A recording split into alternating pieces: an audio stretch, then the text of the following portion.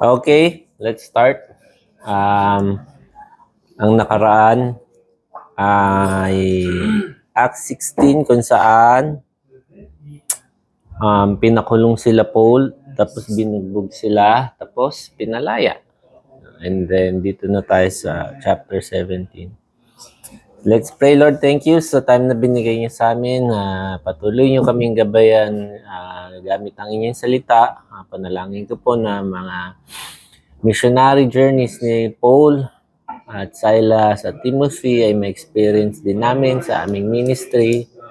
At pagpalain niyo din po kami sa pag-advance ng inyong gospel. At kumilos din po kayo buhay ng bawat isa. In Jesus' name, Amen. Amen. So after nun, okay, dito na, last time na-meet nila si Lydia, no? Businesswoman. And then, yun. So, ginagamit nila yung bahay. 17, now when they had traveled through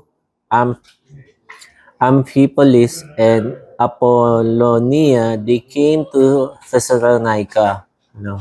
Where there was a synagogue of the Jews. Ito yung same na Thessalonica doon sa letter ni Paul. No? According to Paul's custom, he went to them for 3 Sabbaths, reasoned with them from the scriptures, explaining and giving evidence that Christ had to suffer, raised again from the dead, saying, this Jesus who I'm proclaiming to you is the Christ. And some of them were persuaded and joined Paul and Silas, along with a large number of God-fearing Greeks and a number of leading women. So, si Paul, nag-shift siya ng ministry sa Thessalonica. Ito yung letter. First and second letter sa Thessalonians. Okay? So sabi dito, nagpunta siya sa synagogue ng Jews. Sa may Romans 1:16, I'm not ashamed of the gospel, for it is the power of God, salvation to everyone who believes, to the Jews first and also to the Greek. Si Paul, ang una niya laging pinagministeryohan ay mga Hudyo. And then, sa Greeks. Sinabi dito na 3 Sabat daw siya doon nag-explain. Yung 3 Sabat na to sa mga Jews. And then, syempre, after ng Jews. Kumbaga, hindi lang siya 3 weeks doon. Matagal siya doon. Pero the first 3 weeks, nag-minister siya sa mga Jews. No? And then, sabi dito, si Paul ay nagre-reason sa kanila. Ang gamit niya ay scripture. So, may mga sharing ngayon or gospel na hindi gumagamit ng scripture. For example, mahal ka ni God, may plano siya sa buhay mo, mga ganung klaseng mga encouraging na mga facts. Which is true din naman, no? But, ang problem doon is hindi sila natataniman ng salita ng Diyos, no? So, wala kang in-expect na aanihin. Dapat, ang ginagawa ng mga minister, just like dun sa parable of the soil, ang importante is yung seed ay maitanim sa ground. So, syempre, yung seed is yung word ni God, and yung ground, yung seed is yung, word ni God. Tapos yung ground is yung hearts ng mga tao. So, dapat ganun yung trabaho ng minister na yung scripture yung kanyang ginagamit sa pag-evangelize. Kasi pagka ganun, spiritual yung ministry. Pagka kasi God loves you and has the plans for you, He wants to prosper you, mga ganun. Andun lang siya nag-operate sa level ng soul na realm, no? Kumbaga, binibigyan mo ng comfort yung tao, lahat naman ng tao, kailangan ng comfort, lahat naman ay gusto ng purpose sa buhay, ng direction. So, pagka sinasabi mo yun, nag-a-appeal din sa kanila yun, di ba? Ay, may plano palang Diyos sa akin. So, Siyempre, pagka ganun, nagiging humanistic na self-centered. Anong plano ng Diyos sa akin? Mahal niya ako. So, laging pakabig. So, dapat ginagamit natin yung Bible, Scripture. So, anong message ni Paul? Na si Jesus had to suffer. No? Jesus, who I'm proclaiming to you, is the Christ. No? Sabi dito na Christ had to suffer and rise again from the dead. Yun ang kanyang message. So, ganun din naman yung ginagawa natin. Who is Jesus? No, yun yung sinabi ni Paul. Jesus is the Christ. No, Christ is Messiah. Messiah is pinramis ng Old Testament. So, yung fulfillment ay yung kanyang work. No? Anong work niya? Na He suffered and died and rose again. Okay? Ganon din naman ang nangyari dito sa saan na ba yun? Luke 24:13 to 27, mahabang passage to. Ito yung passage kung saan may dalawang taong naglalakad. Tapos may conversation sila pertaining dun sa death ni Jesus. Tapos kasama na pala nila si Jesus. Tapos hindi ni-reveal ni Jesus yung sarili niya sa kanila, and then yun yung kanilang discussion about yung sufferings ni Jesus, no? So may Acts 3:18, no? Okay, but the things which God announced beforehand by the mouth of all the prophets, that His Christ would suffer. No, so, and then Acts 13:30, God raised Him from the dead. So sa may Corinthians, mas malinaw. No? Sabi dito, Corinthians 15:1, now I make known to you, brethren, the gospel which I preach to you, which you also receive, in which you also stand, by which you also are saved, if you hold fast to the words which I preach to you, unless you believe in vain. And then verse 3, for I delivered to you as first importance that I also received that Christ died for our sins according to the scriptures, and that He was buried, and that He was raised on the third day according to the scriptures. So, na-explain ni Paul yung mga bagay na yun sa kanila. No, ginagamit niya yung kanyang reasoning. And then, hindi lang just believe, mga ganon. Believing dun sa scriptures kung anong sinabi ni God. Yun yung isang na sinabi ni Jesus dun sa dalawang taon na kasama niya, na sinabi na nga sa scriptures, hindi niyo pa pinaniwalaan. No, para bang ang hihina ng inyong mga pananampalataya. So sabi dito sa may verse 4,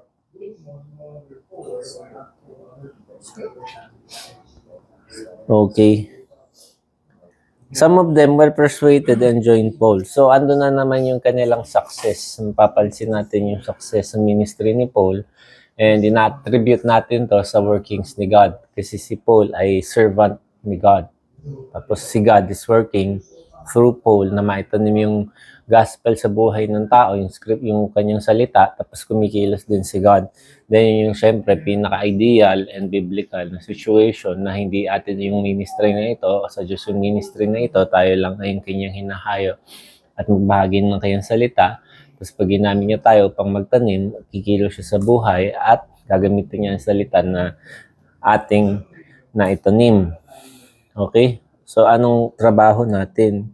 Trabaho natin is paunawa or paalam sa mga tao kung sino si Jesus at kung ano ang ginawa niya para sa kanila, at kailangan natin gamitin ang kanyang salita. Kumbaga, nagtatanim. Yung isang ginagawa nila dito is di sila nakikipagtalo. May magandang technique si Brother Paul Washer, no, kung saan i-invite siya sa mga conference, tapos about marriage or about counseling, disciple or whatever. Tapos sasabihin niya ganon, alam niya importante yung marriage natin kasi blah blah blah, tapos maya-maya nagsishare na siya ng gospel. Laging ganon. And yun din yung isang quote-unquote critic nila kay Spurgeon. Habing ganyan, kahit gaano pa yan kagaling, alam ko na yung ending ng preaching niya. Doon lang din sila laging nag-e-ending, no? Doon lang din sila lagi umuuwi. So sabi niya, may isa pang sineran siya na simbahan eh. Alam ko, sabi ko, alam ko na sa church na to, sinishare yung gospel, yung tunay na gospel. Sabi niya gano'n. Alam ko narinig niyo na to ng parang 1,000 times. Sabi niya. Ngayong gabi, maririnig niyo pang 1,001. 1,001. Ang mali. So, 1,001 na beses niyo maririnig kasi uulitin na naman niya.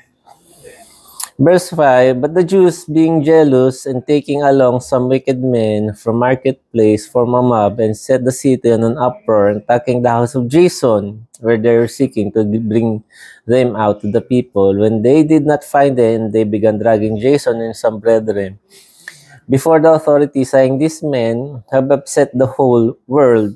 The world have come here also. Jason has welcomed them, and they all are contrary to the decrees of Caesar, saying, there is another king, Jesus. There stirred up the crowd, the city, and the authorities who heard these things.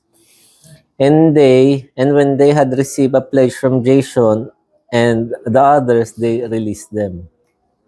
So, anong reasoning? Siyempre, sinabi naman na dito is jealousy.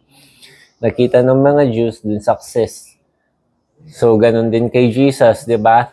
Nadodraw niya na yung mga people from the temple. Nadodraw niya na sa kanyang sarili, tapos nakawalan na sila ng crowd. So, sabing ganun, the whole world has gone after him, which is Jesus. Ganun din na hatak. So, create sila ng uproar. And then, yung ano dito, yung Romans, hindi naman sila interesado sa paniniwala ng mga nasasakop nila na country. For example, yung Jews, they believe sa deity na to or kung kanino man. No? Ang iniiwasan dito is magkaroon ng uproar. Just like nung kukrucify si Jesus, di ba? Tapos sabing ganon ni Pilate, ano bang ginawa ni Jesus sa inyo? And then yung mga tao, crucify him. Tapos pinigbigyan. Bakit? Kasi iniwasan nga nila, even Pilate, magkaroon ng uproar. Kasi, pagka nagkaroon ng uproar, ng unrest, tapos nagkaroon ng riot, yung si Caesar, isisend niya yung Roman army dun sa lugar na yon to create peace. No? So, parang isa-squash niya yung unrest, yung civil unrest. So, yung mga tao, mga governors, yun yung iniiwasan nila. Ayaw nilang magkagulo kasi they have to deal with Caesar. Papadala niya yung kanyang army. No. So, yun yung binutas ngayon ng mga Jew. Habing ganun, yung mga tao na to, they were troublemakers and then they were declaring another king besides Caesar. Tapos, si Jesus nga daw. And then, yung mga officers, mga official, ayaw magkaroon ng ganun. No. Pero ang isang point dito, kahit na sinabi to ng pasira sa kanila is, yung mga tao daw, these men who have upset the world, no? Kumbaga, na-disrupt nila. Sa ibang translation, they have turned the world upside down. No? So, parang nakita talaga yung impact ng gospel sa buhay ng mga tao. No? Siyempre, as individuals, dapat unang-una sa atin and then secondly din sa community ng ating kinakabuhayan. Yung pag-repent natin, dapat maging evidensya so much na nakikita ng ibang tao talaga na tayo ay nagbago na or ano ba? Kumbaga bumaliktad, 'di ba? Sabi nga doon sa Bible, from darkness to light, from the dominion of Satan, no? So, dapat ano tayo imbis na temporal yung ating thinking, nagiging eternal, no? Bound to hell, nagiging bound to heaven. From carnal to nagiging spiritual, from earthly, nagiging heavenly. So, nababago and then in turn, na babago din yung trajectory or in direction ng ating buhay. Okay, so dapat ganun yung kanyang impact nagiging evident talaga. Dahil yung mga tao ay hindi nakita, eto pala. Ginamit din nilang ano to kay Jesus, no? Ito yung example ng upside down thinking ni Jesus na discuss natin sa Luke 12. Yung rich man na nag-store out ng treasures para sa kanyang sarili, sabi niya gano'n, dami ko ng ari-arian, magtatayo ako ng barn para ilagay doon at maayos. Tapos sabi ni Jesus sa may Luke 12:20, but God said to him, you fool, this very night your soul is required of you, and now who will own what you have prepared? So is the man who stores up treasures for himself and is not rich towards God. So parang binabago niya isip mo na hindi ka lang dapat mayaman dito sa mundong ibabaw. Dapat rich tayo with heavenly riches. So yung accusations nila is similar din kay Jesus. May Luke 23 verse 2, they began to accuse him saying, we found this man misleading our nation and forbidding to pay taxes to Caesar and saying that he himself is Christ, a king. No. So dito sa John 19:15, so they cried out, away with him, crucify him. Pilate said to them, shall I crucify your king? The chief priests answered, we have no king but Caesar. Okay. So, yun din. Same lang yung ginagawa nila. No? And then, ang nangyari, kasi hindi nila nakita si Paul and Silas, tsaka si Timothy, si Jason, which is yung isang convert, yung kanilang nadakip nila, pinagbayad sila. Hindi pinagbayad eh. Pinag-pledge. Ayun from Jason and others. So, yung pledge na to is money. Ngayon, pagka si Paul ay bumalik doon, kailangan silang magbayad ng malaking fine. No? So, ang nangyari is si Paul hindi nakabalik doon, tapos nagsulat siya ng letter dito sa 1 Thessalonians 2:18. We wanted to come to you, I, Paul, more than once, yet Satan hindered us. So, eto daw yung hindrance na nangyari, nagawa. Pero, before pang nakaalis si Paul, na-establish niya na yung gospel. Okay? And then, sabi dito, verse 10 na tayo, the brethren immediately sent Paul and Silas away to Berea. And when they arrived, they went to the synagogue of the Jews. No? So, same lang din. Okay? Punta siya sa synagogue ng Jews. Now, these were more noble-minded than those in Thessalonica, for they received the word with great eagerness, examining the scriptures daily to see whether these things were so. Therefore, many of them believed, along with a number of prominent Greek women and men. So, ando na naman yung women and men. Yung isang reason daw kung bakit hindi nababanggit masyado ni Luke yung king is because na babahiran ng politika. May nisip ko pa ako, kikwento ko eh.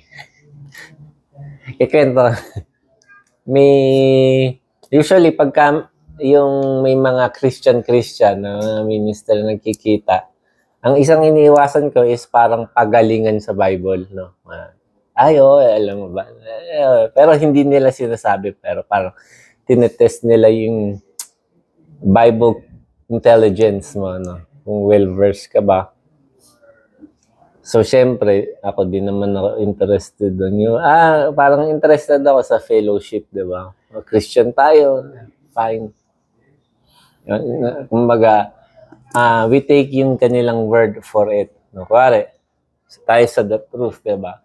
The truth tayo. Christian ako, hindi mo sasabihin mo, baka charismatic ka. Sige nga, ano ba yung doktrina nyo? So, hindi siya ganon, diba? Christian ako, ganon, Christian. Tapos, siyempre, magiging evident naman yun as you progress din sa buhay. Parang iba'y paniniwala. Bakit? Mahalata mo. Pero, initially, diba? Ganon.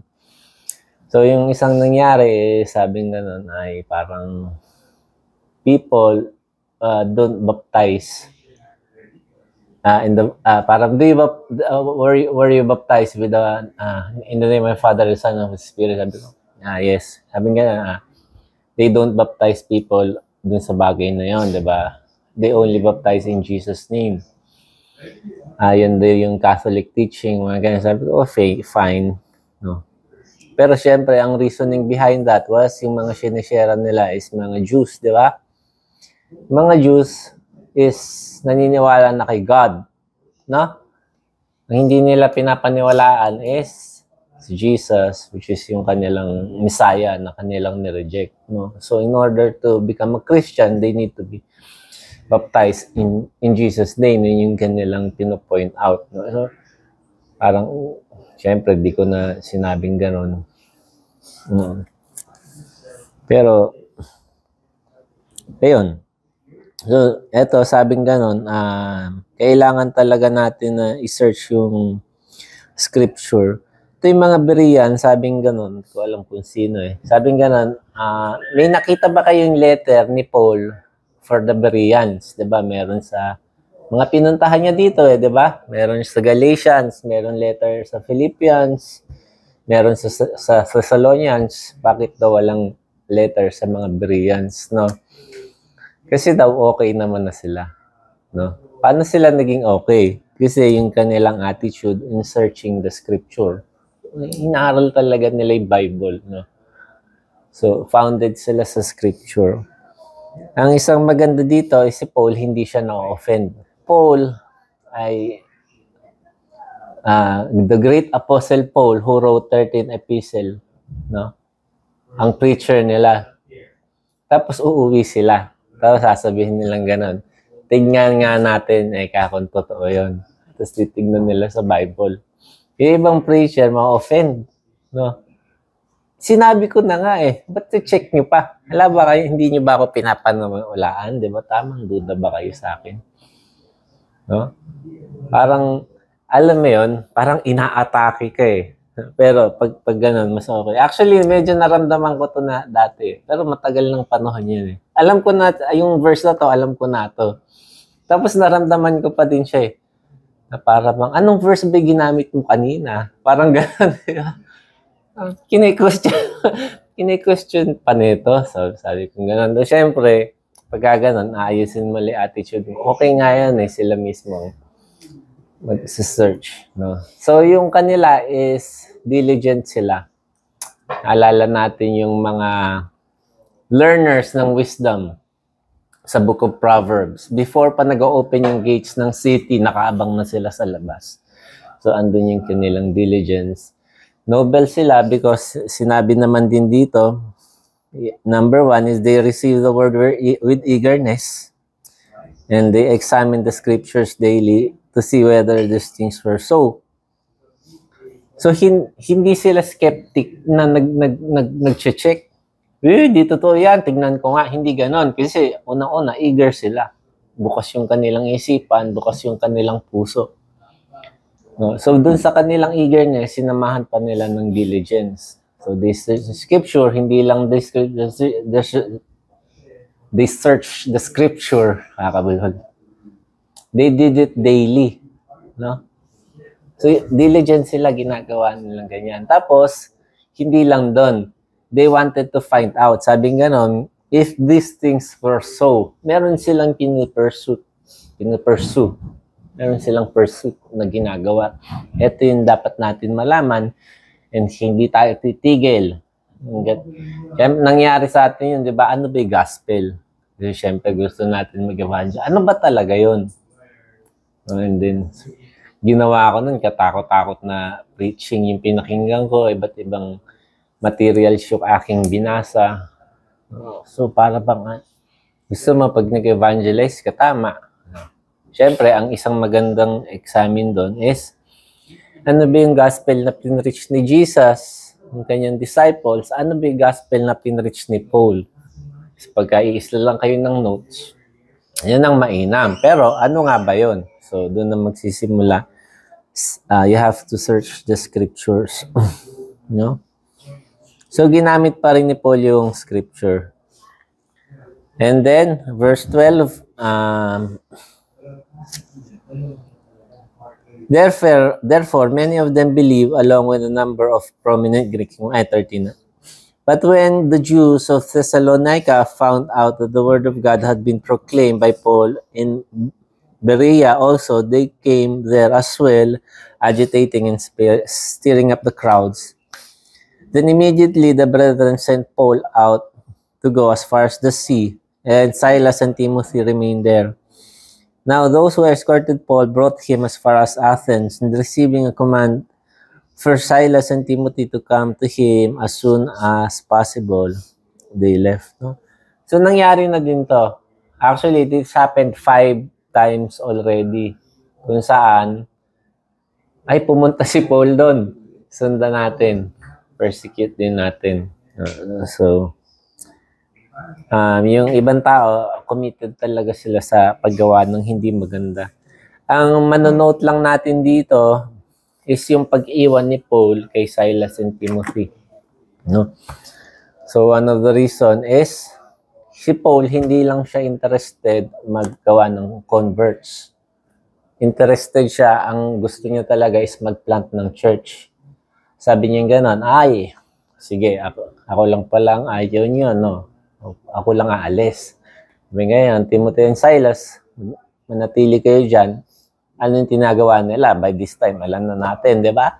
Strengthening the church para mag-mature, tapos mag-grow. And then, dun sa Athens, nung ando na siya, tapos sabi niya gano'n, sunod kayo dito. So, syempre, kailangan din ng tulong ni Paul sa kanyang ministry, pero not unless na ma-establish na yung church. Yung isang dito, na mas importante yung detail na malaman natin, pero ako hindi ko inaalam eh. Sabi ko lang, importante is yung time and yung distance ng kanilang travel. Kasi pag tinignan mo, ay, pumunta siya dito. So what? Tapos malalaman mo, kuwari 1,000 kilometers yung kanyang tinravel. 3 days ka magta-travel by foot bago niya maabot yun. Pero parang sa atin, wala lang eh. Pero pag nalaman mo yung mga details na yun, yung mga anlalayo, tapos wala pang coach nung panahon na yun, di ba? Paano yung nagawa yun? Tapos, nagpunta siya dito at hindi mo alam, kala mo, sandali lang, yung pala, ilang taon, ilang buwan siyang nandoon, nagle-labor. No, yung kanyang...